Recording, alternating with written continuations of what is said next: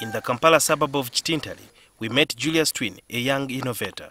Twine claims to have created a solar-powered mosquito repellent kit. This is the TJS 018 solar mosquito kit. The kit is made out of what looks like a food container that has two small solar panels which help charge the connected battery. T stands for Twine, J for Julius, and A is for Asaf, Julius's young brother with whom he does most of his experiments. 018 stands for the year of innovation.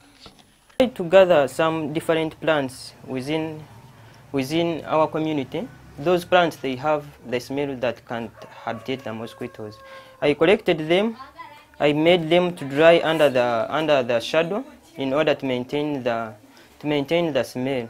Then I made a chemical from those herbs. There are 5 of them. I will not mention the names because of the security of the prototype. It also has a motor connected to a Vaseline container which holds a powder made from crushed herbs. When switched on, the motor rotates, turning the powder that Twine calls TJ chemical. This powder emits a smell which repels mosquitoes. Kinetic motion that is provided by the motors, where that kinetic motion acts as a turbine inside of this tin. Then with that kind of pressure of turning, that is where those turbine turns that chemical to come out from these small holes.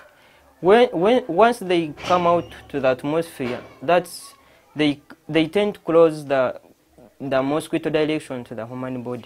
Ask Twine how long the kit can run without the addition of more chemical. No, you just put a half of the tin. You just put a half, like 1 spoon is enough, because it keeps on rotating inside. It can't come outside with the way how you have put in.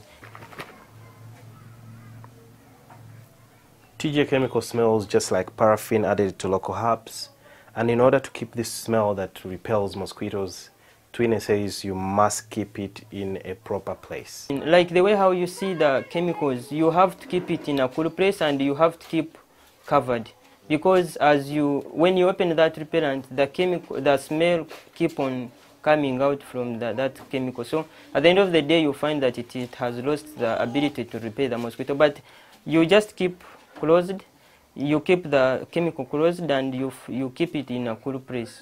Since his kit targets mainly users from the village, it has a provision for light. It is just solar powered. Twine has met and shown his innovation to the President, the Speaker of Parliament Rebecca Kadaga, and other government officials. However, he recounts of the challenges he has had to grapple with. The biggest challenge, there are leaders who promise and they don't give out their promises. You just try to follow and the people keep on blocking you from accessing the main person who promised you. That's the most challenges which I have. And even the people who understand the context of the innovation, because in our Uganda, it's not easy to meet everyone and you think that he's going to understand the word innovation. The holder of a diploma in electrical engineering wants to improve his kit by adding a component to facilitate the easy spread of the repellent. Sudil Bierhanga, NTV.